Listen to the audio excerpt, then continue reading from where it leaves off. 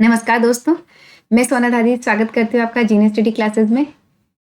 हम कल कर रहे थे फर्स्ट पार्ट में इलेक्ट्रिसिटी, जो कि जनरल साइंस का पेपर है और जीके स्कूल लेक्चर के फर्स्ट पार्ट जीके के पेपर में आता है। तो उसमें ये नया टॉपिक ऐड हुआ है इलेक्ट्रिसिटी, और क्योंकि ये नया ऐड हुआ तो इसमें से क्वेश्चन आने के मैक्सिमम चांसेस है, तो आप इसको जरूर अटेंड करिएगा। ये टॉपिक आप जरूर करके जाइएगा। ठीक है, बढ़ते हम आगे। हमने विद्युत धारा, विद्युत विभव और प्रतिरोध पढ़ लिया था। सबसे पहले यहाँ प्रतिरोधों का संयोजन दिया हुआ है। आगे आज ये टॉपिक कंप्लीट हो जाएगा। प्रतिरोधों का संयोजन पढ़ने से पहले मैं आपको रिमाइंड करवा दूं, आपको प्रतिरोध क्या होता है। प्रतिरोध कुछ नहीं, विद्युत धारा में जो बाधा होती है बीच में, उसी को प्रतिरोध कहते हैं। जैसे विद्युत धारा चल रही है, उसके बीच में कोई रुकावट आ गई है, उसको हम प्रतिरोध कहेंगे।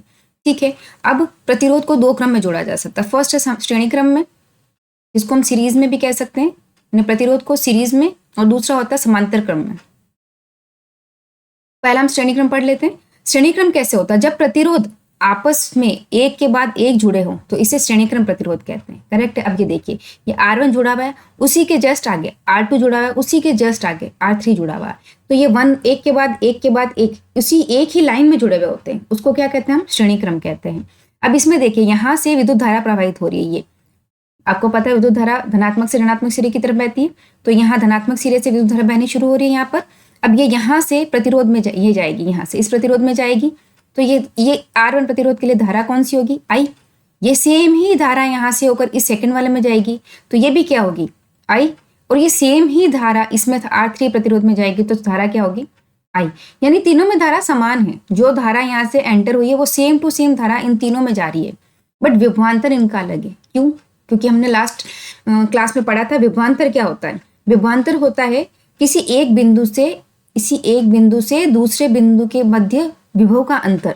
तो हर दो बिंदु के मध्य विभव का अंतर अलग होगा। जैसे इस बिंदु के और इस बिंदु का विभव का अंतर अलग है, इस R2 के बिंदु का और इस बिंदु का अलग है, R3 में इस बिंदु का और इस बिंदु का विभवांतर अलग है। तो इसीलिए इन तीनों के लिए विभवांतर नापने के लिए 3 वोल्टामीटर लगे हुए। वोल्टामीटर से विभवांतर नापते हैं, ये V1, V2, V3। यानी इनकी धारा तो सेम है, जो यहाँ से सिमिलर जा रही, एक समान जा रही I, बट इनके विभव अलग है। इसका जो विभव होगा वो V1 होगा, इसका V2 होगा, इसका V3 होगा। समझ लीजिए मैं बता रही हूँ आपको कि जैसे धारा 4 एम्पियर जा रही है, ठीक है, तो R1 में भी 4 एम्पियर है, R2 में भी 4 एम्पियर है और R3 में भी 4 एम्पियर है। डन। और समझ लीजिए इस बैटरी का जो विभवांतर है वो इस बैटरी का वोल्टेज होगा जो वो कितना होगा, मान लेते हैं हम 10 है। ठीक है, तो जैसे इसका विभवांतर क्या है 3, इसका विभवांतर क्या है 2, इसका विभवांतर क्या है 5। सबका अलग अलग विभवांतर है, तभी टोटल बना के 10 हो रहा है। तो इनका विभवांतर सेम नहीं है, इनका 3 हो गया, इसका 2 हो गया, इसका 5 हो गया। सब प्रतिरोधों का विभवांतर श्रेणी क्रम में अलग होता है। यही होता है श्रेणी क्रम संयोजन। अब हम आगे देख लेते हैं। ये देखिए यहाँ लिखा हुआ भी है कि श्रेणी क्रम संयोजन में धारा R1, R2 और R3 सभी में एक समान होती है। मैंने आपको बताया कि धारा अगर 4 एम्पियर है तो R1 में भी 4 एम्पियर होगी, R2 में भी 4 एम्पियर होगी, R3 में भी 4 एम्पियर होगी, समान होगी। परंतु विभवांतर तीनों में अलग अलग हो सकता है, क्योंकि विभवांतर दो बिंदुओं के बीच का अंतर होता है और तीनों प्रतिरोधों के दोनों बिंदु अलग अलग है। ये देखिए, इसका बिंदु अलग है, इसका बिंदु अलग है, ये इसका बिंदु यहाँ पर है, इसका बिंदु यहाँ पर है, इसका बिंदु यहाँ पर है, इसका बिंदु यहाँ पर है। दो बिंदु अलग अलग है ना सबके, इसीलिए इसका विभवांतर अलग अलग होता है। करेक्ट है। आगे देख लेते हैं हम लोग इसमें। अब इसमें देखिए, क्योंकि इसका विभवांतर अलग है श्रेणी क्रम में, तो हम V के लिए क्या लिखेंगे? V निकालने के क्या लिखेंगे? V1 plus V2 plus V3, क्योंकि तीनों का जोड़ेंगे। मैंने आपको बताया था पीछे कि 10 था, तो एक का 3, एक का 2 और एक का 5, तो इन तीनों को जोड़ा तो क्या हो गया 10 हो गया, इसीलिए विभवांतर को हम जोड़ेंगे। अब ओम का नियम क्या कहता है? ओम का नियम कहता है कि V इजिकल टू क्या होता है? IR। अब मेरी बात सुनिए, अगर V1 करेंगे हम लोग तो क्या करेंगे? I तो सेम ही होता है, पर R1 विभवांतर अलग था।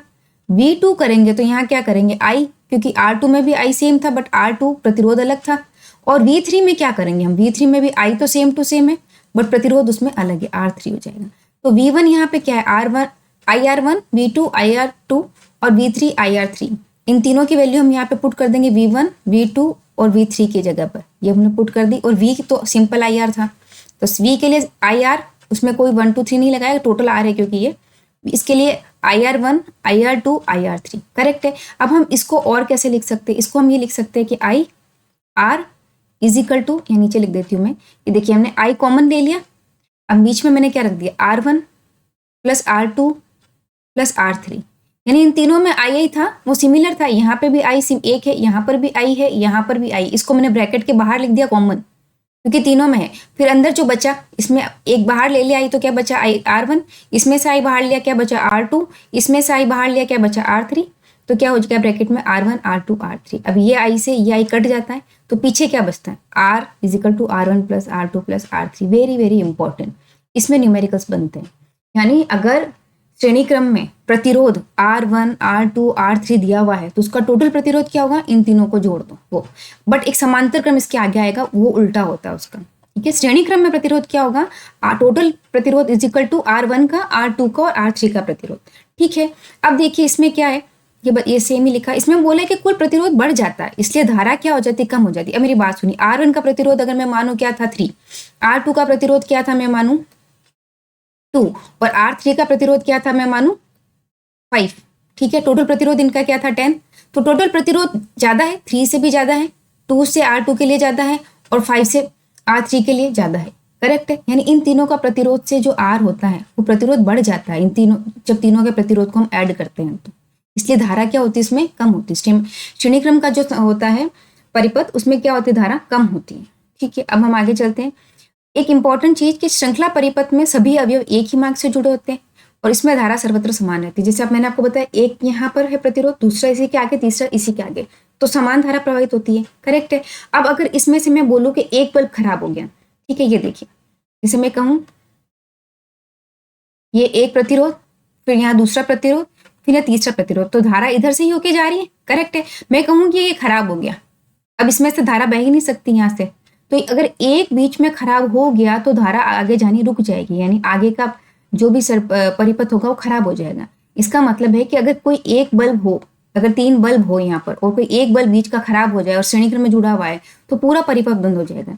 आपने देखा होगा दीपावली पे हम लोग लड़ी लाते हैं लाइटों की, ठीक है, उसमें अगर बीच में एक भी लाइट खराब हो जाए तो आगे वाली सारी लाइटें चलनी बंद हो जाती, वो क्योंकि वो श्रेणी क्रम में लगी होती है। जैसे दीपों की लड़ियाँ, अगर एक भी बल्ब फ्यूज हो जाए तो सारी की सारी लड़ी बंद हो जाती है। करेक्ट है, वो श्रेणी क्रम में होती है। अब हम आगे बढ़ते हैं, हम सब बढ़ते समांतर क्रम। समांतर क्रम संयोजन देख लेते हैं हम लोग। इसमें क्या है, इसमें प्रतिरोध है वो 2 समान बिंदुओं से के बीच जुड़े होते हैं, इनमें बिंदु अलग अलग नहीं होते। जैसे कि ये बिंदु है और एक ये बिंदु है भाई, अब इन्हीं के बीच में तीनों प्रतिरोध जुड़े हुए हैं। पहला प्रतिरोध R1 यहीं जुड़ा हुआ है, दूसरा प्रतिरोध R2 यहीं जुड़ा हुआ है और तीसरा प्रतिरोध ये R3 यहीं जुड़ा हुआ है, यानी इनका बिंदु समान है यहाँ पर, ये देखिए। जबकि श्रेणी क्रम में क्या था, इसका बिंदु अलग था, इसका आगे बिंदु अलग था, इसका बिंदु यहाँ पर अलग था। तो अब इनके बिंदु समान है तो इसकी जो वोल्टेज होगा विभवांतर भी समान होगा, क्योंकि इनके फिक्स है, 2 बिंदुओं के बीच का विभवांतर होता है। अब ये और ये बिंदु फिक्स है तो वोल्टेज क्या है, फिक्स है। अब मेरी बात सुनिए, वोल्टेज तो फिक्स है, अब धारा यहाँ से निकल कर गई, करेक्ट है, अब धारा एक यहाँ पे गई और सीधी यहाँ चली जाएगी ये, करेक्ट। बट अब इसको अगर यहाँ पे जाना तो यहाँ धारा चेंज हो रही, यहाँ से होकर आएगी, एक धारा यहाँ से होकर आएगी। कहने का मतलब अब धारा चेंज हो गई है, क्योंकि धारा हर एक तार में वायर में अलग जाके वापस इस पे मिल रही है, यहाँ पर इस जगह पे मिल रही है। तो धारा इसकी क्या होगी I1, इसकी क्या होगी I2, इसकी क्या होगी I3, जबकि विभवांतर क्या होगा V। समझिए, श्रेणी क्रम में क्या था, विभवांतर सबके बिंदु अलग अलग थे तो उसमें क्या विभवांतर अलग था, जबकि समांतर क्रम में क्या है, धारा अलग है, क्योंकि 2 बिंदु तो समान है बट तार ऊपर नीचे जुड़े हुए हैं, एक साथ नहीं जुड़े हुए हैं कि धारा सीधी सीधी चले जाए। धारा को बंटना, डिवाइड होना पड़ता है, इधर इधर और इधर 3 जगह से, जैसे, तो धारा अलग अलग हो जाएगी। अब हम देखते हैं आगे क्या लिखा है इनमें, यही सेम लिखा हुआ है कि R1 R2 और R3 में धाराएं जो होगी वो I1 I2 और I3 होगी, जबकि बिंदु A से बिंदु B तक विभवांतर समान रहता है। समझ में आ गया आपको। अब देखिए, अब उसमें क्या था, श्रेणी क्रम में विभवांतर अलग अलग था 2 बिंदु के बीच में, तो हमने क्या किया, विभवांतर अलग है तो विभवांतर को जोड़ा हमने। यहाँ पे क्या है, धारा अलग अलग है इसलिए हम धारा को जोड़ रहे हैं। क्या है I1 I2 I3, करेक्ट है। अब ओम का नियम क्या कहता है, मैंने आपको बताया ओम का नियम है V is equal to IR, और हमको I निकालना हो तो R को क्या करेंगे, हम डिवाइड में भेज देंगे V के साथ, तो क्या बन जाएगा I is equal to V upon R, correct है। तो अब I1 के लिए क्या हो जाएगा, I1 के लिए सिंपल हो जाएगा कि I1 is equal to V, तो अब सबका कॉमन है तो V आएगा, बट R1 अलग है। I2 के लिए क्या होगा, I2 के लिए V सब कोई कॉमन है बट R2 अलग है, और I3 के लिए क्या है, वही V कॉमन है बट R3 अलग है, करेक्ट है। तो यहाँ पर हम क्या करेंगे, इस I की जगह V अपॉन आर कॉमन है, वो लिख देंगे V अपॉन आर। अब ये I1 के लिए V अपॉन R1, I2 के लिए V अपॉन R2 और I3 के लिए क्या है, V अपॉन R3 है। हमने वैल्यू पुट कर दी। चलिए आगे बढ़ते हैं। अब इनमें फिर सेम टू सेम जैसे हमने पहले किया, कॉमन ले लेते हैं हम। मैं यहाँ पे करके बता देती हूँ आपको। ये देखिए, जैसे ये था V अपॉन R था, यहाँ पर क्या था V, सब यहाँ सब में ऊपर V था, यहाँ पर इस जगह पे यहाँ V था, यहाँ V था, यहाँ V था। तो मैंने इस V को क्या किया, कॉमन ले लिया। अंदर क्या बचा, देखिए V चला गया तो यहाँ पर 1 बच गया ऊपर R1, प्लस यहाँ पे भी V था, 1 बच गया, चला गया बाहर इसलिए R2, यहाँ पर भी V था, 1 बच गया क्योंकि बाहर हमने इसको कॉमन ले लिया। यहाँ क्या बच गया, R3। अब V से इस V से ये V कट जाता है, दोनों तरफ V है और वो भी अंश में, इसलिए कट जाएगा।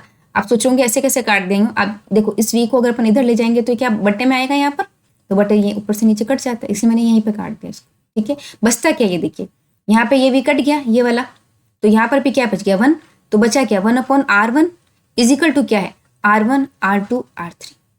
मैं आपको, तो अब मैं आपको एक बात बताती हूँ कि अगर R1 यहाँ पर 5 हो, R2 10 हो और R3 30 हो तो क्या होगा, देखिए 1 अपॉन R इजिकल टू हमने क्या लिया 1 upon R1, 1 upon R2, 1 upon R3। तो ये क्या हो जाएगा यहाँ पे 1 upon 5 plus 1 upon 10 plus 1 upon क्या हो जाएगा 30। इसका हम एलसीएम लेंगे तो आएगा 30, यहाँ पर आएगा 5 6 जा 30, 10 3 जा 30 और 30 1 जा, तो टोटल कितना आया 10 अपॉन 30। तो 0 से 0 कटेगा। अब ये क्या बन रहा है 1 अपॉन R इजिकल टू क्या बन रहा है 1 अपॉन 3। इसको हम क्रॉस मल्टीप्लाई करेंगे, इस R को यहाँ ऊपर ले जाएंगे, इस 3 को इधर ऊपर ले जाएंगे, तो ये क्या बन जाएगा R इजिकल टू क्या बन जाएगा 3।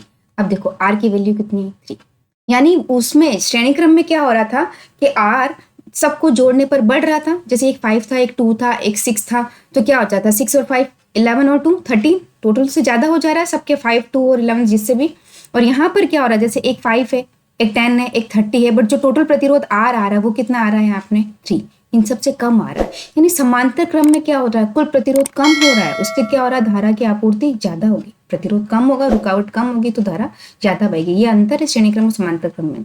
श्रेणी क्रम में प्रतिरोध बढ़ता है तो धारा कम हो जाती है, जबकि समांतर क्रम में क्या होगा कि धारा बढ़ेगी क्योंकि यहाँ प्रतिरोध कम हो जा रहा है। ठीक है, ये अपॉन में यूं भी याद रहेगा कि जिसको सिंपली प्लस कर रहे हैं R1 plus R2 plus R3, वहाँ प्रतिरोध बढ़ रहा है तो धारा कम हो जाएगी। यहाँ अपॉन में है 1 upon R1 plus 1 upon R2 plus 1 upon R3 plus 1 upon R4 जैसे जैसे एक्सेट्रा एक्सेट्रा, तो इसमें क्या हो जा रहा है धारा कम हो जा रही, सॉरी प्रतिरोध कम हो जा रहा है, धारा बढ़ जा रही है। अब देखिए समांतर परिपथ में सभी अवयव अलग अलग शाखा से जुड़े होते हैं। मेरे देखिए मैं आपको डायग्राम से बताती हूँ। इसमें क्या था देखिए यहाँ पर ये थोड़ा R1 R2 और R3, ठीक है। अब ये धारा भी अलग है। अब मेरी बात सुनिए, अगर ये R1 खराब हो जाए यहाँ पर तो ये जो धारा यहाँ से निकल कर जा रही है ये खराब हो गया, बट इस पर कोई इफेक्ट नहीं पड़ेगा, इस पर भी कोई इफेक्ट नहीं पड़ेगा, ये सेम टू सेम रहेंगे ये दोनों, क्योंकि ये धारा तो इधर से साइड से निकल के जा रही है, इनके बीच में से तो जा रही है कि डिस्कनेक्ट हो रहा है, जबकि यहाँ था यहाँ धारा यहाँ से जा रही है कनेक्ट हो जा रही है, तो ये आगे ही नहीं बढ़ पा रही है यहाँ पर, क्योंकि यहाँ तो ये यहाँ से निकल कर साइड से जा रही है, इसमें और इसमें कोई इफेक्ट नहीं पड़ रहा है इधर और इधर में। तो समांतर क्रम में क्या होता है, अगर 3 समांतर क्रम में बल्ब लगे हुए हों, अगर एक बल्ब खराब हो जाए तो दोनों बल्ब चलते रहेंगे। इसी तरह जो हमारा घर का विद्युत परिपथ है उसमें हमारा मोस्टली सब चीजें जो लाइट पंखे वो किसमें जोड़े जाते हैं, समांतर क्रम में जोड़े जाते हैं। ठीक है, अब हम पढ़ते हैं नेक्स्ट टॉपिक विद्युत शक्ति। विद्युत शक्ति क्या है, कार्य करने की दर को शक्ति कहते हैं। सिंपली हमारी बात करें अगर अपन, हम तो जितना कार्य कर रहे हैं, दर एक वर्ड आया, जैसे दर मैंने आपको पहले भी बताया था, दर शब्द यानी यहाँ अपॉन में टी है फॉर्मूले में, एक पर्टिकुलर टाइम की बात हो रही है, किसी पर्टिकुलर टाइम में हम कितना कार्य कर रहे हैं वही हमारी शक्ति है। जैसे कोई 5 मिनट में बहुत सारा कर रहे हैं, कोई 5 मिनट कम कर रहा है, तो उसकी शक्ति वो इसी को पावर की बता रहा है। और विद्युत परिपथ की अगर बात करें तो यहाँ पर ऊर्जा की कितनी खपत हुई है, कितना उपभोग हुआ है, वो उसकी शक्ति बताता है। कुल मिला के P इजिकल टू W/T कार्य करने की दर, और विद्युत परिपथ की बात करें तो H/T, मिक्स करके हम ऐसे भी लिख सकते हैं, P इजिकल टू W/H करके लिखा जा सकता है अपॉन टी, या तो W की बात हो या इसकी विद्युत ऊर्जा की बात। ठीक है, अब P यानी पावर, ये सब दिया हुआ है यहाँ पे। हम जानते हैं ये हमने लास्ट क्लास में पढ़ा था। लास्ट क्लास में हमने बड़ी तसल्ली से अपने सारे बेसिक्स क्लियर किए थे, थोड़ी लंबी क्लास थी वो, पर उसमें बेसिक सारे क्लियर हो गए थे। विद्युत धारा क्या है, विभव क्या है, प्रतिरोध क्या है और ओम का नियम क्या है। तो आप लास्ट क्लास जरूर देख लीजिएगा। V इज इक्वल टू हमने क्या रीड किया था कि किसी Q आवेश को एक बिंदु से दूसरे बिंदु पर ले जाने के लिए जो W कार्य किया जाता है वो उसका विद्युत विभव है। ठीक है, अब हमको क्या चाहिए, W। क्यों चाहिए हमको, कि ये जो P का फॉर्मूला था, W या ऑब्लिक H कर सकते हैं अपॉन T, तो यहाँ पर हम W की वैल्यू पुट करना चाह रहे हैं। ठीक है, नया फॉर्मूला बनेगा एक, तो W यहीं छोड़ेंगे तो Q यहाँ क्या चला जाएगा, मल्टीप्लाई में, यहाँ Q मल्टीप्लाई में चला जाएगा, तो क्या बनेगा, W is equal to Q into T। इसको हम कहाँ रखेंगे, इस फॉर्मूले में, तो क्या बन जाएगा, P is equal to Q, sorry Q upon V है यहाँ पे, T नहीं है, Q अपॉन V बना, ये Q इंटू V हमने यहाँ रख दिया, upon T as it is. ठीक है, अब देखो ये Q अपॉन T, ये भी क्या है, धारा, जो हमने लास्ट क्लास में पढ़ा था। जो लास्ट क्लास में मैंने पढ़ाया है वो आगे यूज हुआ है, वो बेसिक है, अगर वो कर लेंगे तो ये क्लास फटाफट हो जाएगी आपकी। Q upon T, Q upon T क्या था, धारा, किसी पर्टिकुलर टाइम में जो आवेश बहते हैं उसी को धारा कहते हैं। यहाँ पे इसका मतलब क्या है, ये क्या है, I।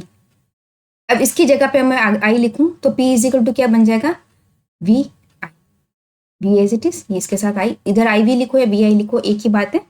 तो ये एक नया फॉर्मूला बना हमारे पास, P is equal to V upon I। क्या फॉर्मूला, दो फॉर्मूले हो गए, P is equal to VI और क्या था, P is equal to W oblique H upon T।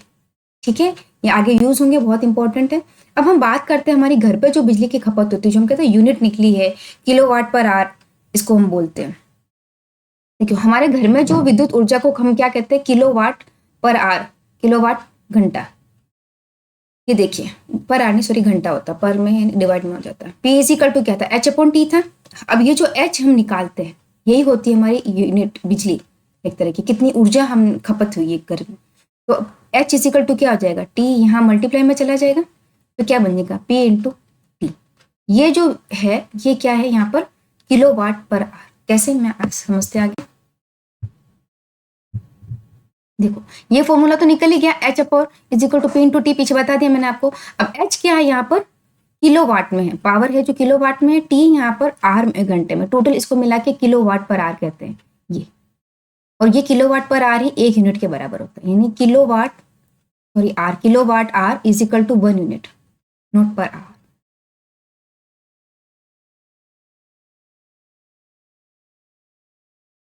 ठीक है, अब किलोवाट को जूल में बदलना हो तो क्या करना पड़ेगा, देखिए दो चीजें हैं यहाँ पर। एक तो मैंने आपको कहा H is equal to P into T। ठीक है, और मैं ये भी बात कर रहे हैं कि W is equal to P into T हो रहा है, क्योंकि एक ही बात है। मैं इस फॉर्मूले में यहाँ पर हमने लिखा था P इज इक्वल टू क्या था, H लिखो चाहे W लिखो अपॉन T था। ठीक है, तो अगर मैं H की बात करूँ तो P इंटू T हो जाएगा, W की भी बात करूँ तो P इंटू T हो जाएगा, करेक्ट है। अब ये W जनरल कॉमन हम अपनी बात कर रहे थे कि भाई बिना विद्युत ऊर्जा की बात हो तो W यूज किया जाता है, जबकि विद्युत ऊर्जा की बात हो तो हम H को यूज कर सकते हैं। ये ऊर्जा हीट एक तरह की, ठीक है, विद्युत ऊर्जा की बात हो रही है। अब यहाँ पर देखिए विद्युत ऊर्जा आपको पता है किलोवाट, ये कितना आर, किलोवाट आर को हम क्या कहते हैं, विद्युत ऊर्जा, यानी एक यूनिट एक तरह से। और यहाँ पर जब W की बात हो तो ये जो किलोवाट आर है ये किस में होंगे, ये किलोवाट में नहीं कि वाट में, और ये सेकंड में होंगे। ये क्या होंगे, सेकंड में होंगे।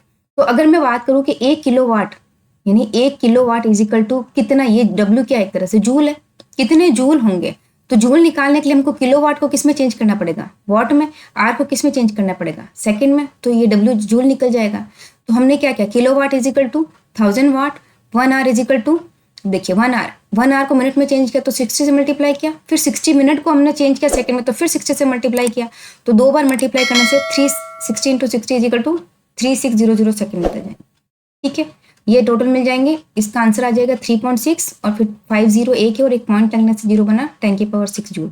ये क्वेश्चन बहुत बार आया हुआ है कि 1 किलोवाट या 1 यूनिट, दोनों कुछ भी कह सकते हैं, किलोवाट भी कह सकते हैं या यूनिट भी कह सकते हैं हम लोग, एक ही बात है ये। ठीक है, कितने जूल होता है, ये क्वेश्चन बहुत बार आया हुआ है, वेरी वेरी इंपॉर्टेंट चीज़ है ये, टिक कर लीजिएगा। जो क्वेश्चन आए हुए हैं मैं आपको बताती जा रही हूँ। अब नेक्स्ट अपना टॉपिक है विद्युत धारा का ऊष्मीय प्रभाव, फटाफट से देख लेते हैं इसको। मैंने आपको बताया था ऊष्मीय प्रभाव क्या होता है, कि जैसे कोई प्रतिरोध है, ये तार है, इसमें धारा बहती जा रही है बट वो आगे नहीं जा पा रही है, तो यहाँ पे क्या हीट उत्पन्न होगी, यही विद्युत धारा का तापीय प्रभाव है, ऊष्मीय प्रभाव, तापीय प्रभाव कुछ भी कह सकते हैं हम लोग। अब एक क्वेश्चन आ रहा है कि जैसे आगे लिखा है कि ऊष्मा क्यों उत्पन्न हो रही है, क्यों उत्पन्न हो रही है, क्योंकि यहाँ पर जो इलेक्ट्रॉन है, इलेक्ट्रॉन की गति से धारा बनती है, इलेक्ट्रॉन निकलते किस में से, परमाणु से। तो तार में परमाणु खूब सारे होते हैं, है ना, परमाणु खूब सारे हैं। तो एक इलेक्ट्रॉन निकला और वो आगे नहीं जा पा रहा है, तो जो पास के परमाणु उधर से टकराया, तो उससे क्या हो, हीट उत्पन्न हुई। कैसे समझ सकते हैं, जैसे कोई दरवाजा बंद कर दिया, आपको 1 बाय 1 वहां से बोल रहे जाओ आगे, बट नहीं जा पा रहे, दरवाजा बंद है, तो क्या होगा, भीड़ इकट्ठी होगी। अब क्या होगा, एक दूसरे से आप टकराएंगे, उससे क्या होगा, गुस्सा आएगा आपको, यानी हीट प्रोड्यूस हुई, वो भी टकरा के हीट प्रोड्यूस हो रही है उनको। तो ये रीजन है कि वहां पे हीट प्रोड्यूस होती है। अब जितनी धारा अधिक होगी, जितने लोग जाते जाएंगे उतनी भीड़ ज्यादा होगी, तो जितनी धारा अधिक होगी उतनी ही ऊष्मा अधिक होगी।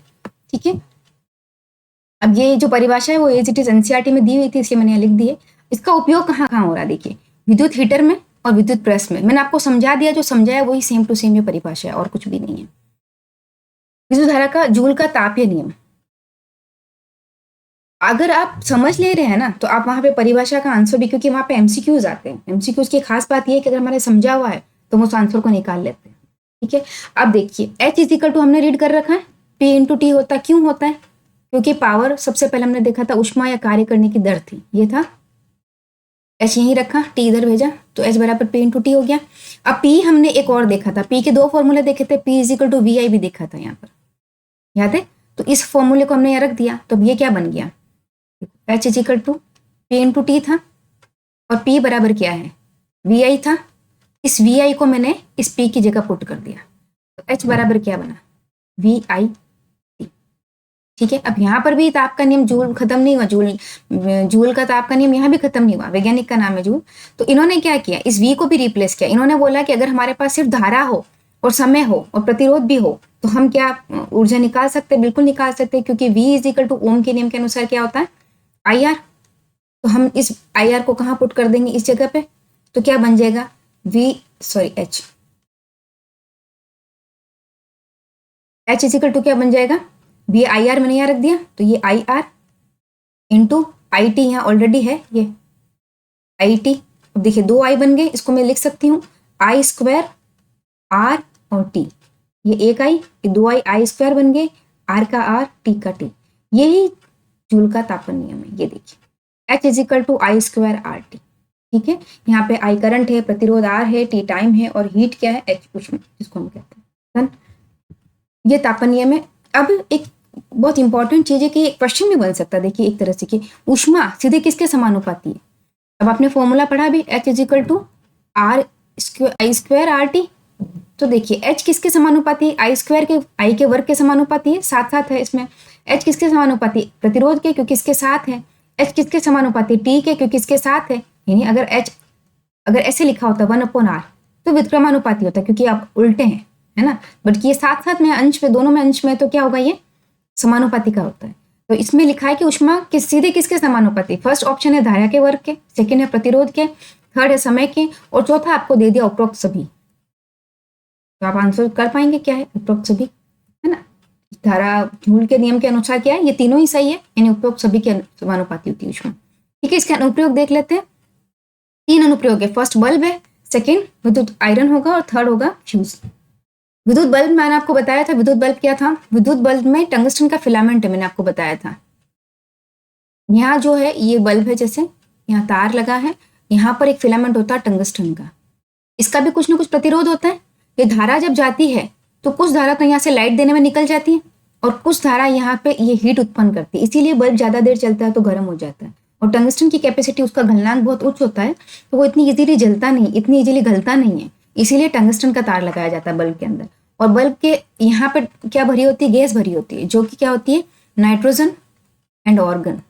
ये निष्क्रिय गैस होती है, ये क्रिया नहीं करती, कोई दूसरा कलर नहीं देती, जो हमको चाहिए वही देती है पर्टिकुलर। ठीक है, अगर दूसरा लगाकर यूज लेंगे तो वो क्रिया करने वाली हो जाएगी, निष्क्रिय, क्रिया नहीं कर पाएगी, तो जो रिजल्ट हमको चाहिए वही मिलते हैं। तो देखो टंगस्टन, ये इंपॉर्टेंट है कि फिलामेंट किसका लगा होता है, टंगस्टन का लगा होता है। क्यों लगा होता है, क्योंकि इसका गलनांक कुछ होता है, तो वो गलता नहीं है हीट के कारण भी। सेकेंड है विद्युत स्त्री, सेम यही है, तापीय प्रभाव, हीट का हम यूज करते हैं। जैसे हमने बताया कि यहाँ पर प्रतिरोध है, तार से हमने धारा दी, यहाँ हीट इकट्ठी हुई, इस हीट को हमने आयरन काम ले लिया प्रेस करने में, तो प्रेस में चली गई, ट्रांसफर हो गई, वो ठंडी होती जाएगी, फिर हीट प्रोड्यूस होती जाएगी, फिर हम काम लेते जाएंगे, इस तरह उसका यूज हो गया। इसमें इंपॉर्टेंट ये है कि जो तार इसमें यूज होते हैं वो नाइक्रोम के हैं। ये मिश्र धातु होती है। मिश्र धातु मतलब जैसे धातु है, आयरन है, कॉपर है, एल्यूमिनियम है, धातु है, 2-3 धातुओं को मिश्रित कर दे, मिक्स कर दे, तो वो मिश्र धातु बन जाती है, उसको एलॉय बोलते हैं। ठीक है, इसमें नाइक्रोम यूज होता है, ये निकल और क्रोमियम से बनी होती है। ये तार बहुत हाई गलनांक होता है इसका, बहुत अच्छा खासा, मोस्टली हीटर में, गीजर में, सब में यही यूज होता है। ये क्या, इसने विद्युत ली, इस तार ने विद्युत लेने के बाद ये इलेक्ट्रॉन निकले तो आगे प्रतिरोध हुआ, ऊष्मा उत्पन्न हुई, यहाँ से इन्होंने हीट प्रोड्यूस की, वो हमने काम ली हीट को, यानी इसका गलनांक अधिक है, इस कारण इसका ये तार जलता नहीं है। तो हीटर गीजर ये हो गया, एक विद्युत ऊर्जा को ऊष्मा ऊर्जा में बदलते हैं। ठीक है, एक नाइक्रोम याद रखना कि विद्युत स्ट्रीम में मोस्टली किसका यूज होता है, आयरन में, हीटर में, इन सब में नाइक्रोम का यूज होता है। विद्युत फ्यूज, ये इंपॉर्टेंट है। विद्युत फ्यूज क्यों लगाते हैं, ये उल्टा वर्क कर रहा है इनसे। विद्युत फ्यूज में तार लग रहा है, उसका गलनांक कम होता है। इन दोनों में तो क्या, गलनांक उच्च हुआ तो ऊष्मा से हमने बनाई और उसको हमने यूज लिया। इसमें क्या होगा, इसमें कम होता है फ्यूज में। क्यों होता है कम, कि जैसे यहाँ से हमने धारा भेजी, यहाँ पे आगे फ्यूज आ गया और आगे उपकरण लगा दिया हमने। अब हमको उपकरण को 5 एम्पीयर धारा चाहिए। कभी कभी वोल्टेज अप डाउन होता है तो क्या हो जाता है कि यहाँ से हमने जब धारा डाली तो वो धारा 5 से 10 एम्पीयर की चली गई, बहुत ज्यादा ही धारा आ गई अचानक से, तो वो उपकरण क्या हो जाएगा, वो तो जल जाएगा भाई। उसका तो उसके जो उसमें अंदर जो मटेरियल यूज हुआ, हो सकता है उसमें हीट सहन करने की कैपेसिटी, हीट प्रोड्यूस हुई, फिर एक पॉइंट पे आके वो फट जाएगा, जल जाएगा। तो जो फ्यूज होता है वो जब यहाँ पे धारा हम प्रवाहित करते हैं तो इसकी कैपेसिटी अगर 5 एम्पियर की, यानी इसका 5 एम्पियर का ही कैपेसिटी धारा का, और हमने दे दी 10 एम्पियर की, तो वो जो तार होता है उसका गलनांक कम होता है। उसका गलनांक उतना ही होता है कि जितना 5 एम्पियर का सहन करे, उस हिसाब से तार लगते हैं। तो वो क्या हो जाएगा, गल जाएगा, परिपथ टूट जाएगा, तो आगे धारा ही नहीं जाएगी, तो उपकरण खराब ही नहीं होगा। तो एक पर्टिकुलर तरह से मतलब ये एक तरह से उसका वो फिल्ट्रेशन, एक तरह से यहाँ से फिल्टर करके जाएगी कि तुमको कितना जाना है, अलाउड कर रहा है फ्यूज, है ना। तो फ्यूज की जो धातु ये सेम है कि परिपथ टूट जाता है, सुरक्षित रहता है। इसमें अलग अलग डिपेंड करता है हम मिश्र धातु कौन सी ले रहे हैं, कि हमको कितना उसमें वोल्टेज, कितनी धारा हमको चाहिए। जैसे 10 एम्पियर की चाहिए तो हमको ऐसा तार लगाना है जिसका गलनांक 10 एम्पियर तक, उससे ज्यादा होती वो टूट जाए। तो ये अलग अलग जगह पे अलग अलग लगता है। हमारे घर में जो लगता है वो होता है, इंपॉर्टेंट है ये, हमारे घर में जो यूज होता है वो है टिन और तांबे की मिश्र धातु का बना होता है। क्योंकि हमारे घर में मोस्टली 1 एम्पियर, 2 एम्पियर, 3, 5 और 10 इतनी रेटिंग के फ्यूज लगते हैं, जो ये इनका गलनांक इसको सहन कर सकता है ना। इससे ज्यादा होते ये टूट जाएंगे, ये तार, ये जो मिश्र धातु बनी होती है ना टिन और तांबे की, ये टूट जाएगी। ठीक है, ठीक है। ये जो सब कुछ मैंने लिखा है, धारा, एम्पियर, वोल्टेज, प्रतिरोध, ये आपको लास्ट में दिया हुआ है, लास्ट वाले वीडियो में वो आप जरूर देखिएगा। और वीडियो को जरूर लाइक करें, सब्सक्राइब करें, शेयर करें। मेरी इतनी मेहनत कर रही हूँ उसको प्लीज़ थोड़ा सा रिजल्ट मुझे दिखाएं। Thank you. एक क्वेश्चन यहाँ पर मैं आपको लिए छोड़ रही हूँ कि फ्यूज हमेशा श्रृंखला क्रम में जोड़ा जाता है। मुझे इसका आंसर चाहिए कि श्रृंखला क्रम में क्यों जोड़ा जाता है, इंपॉर्टेंट है। फ्यूज श्रृंखला क्रम में जोड़ा जाता है, क्यों जोड़ा जाता है, प्लीज़ आप कमेंट करके मुझे बताइएगा, अदरवाइज मैं अगले वीडियो में आपको बताऊँ। थैंक यू, धन्यवाद।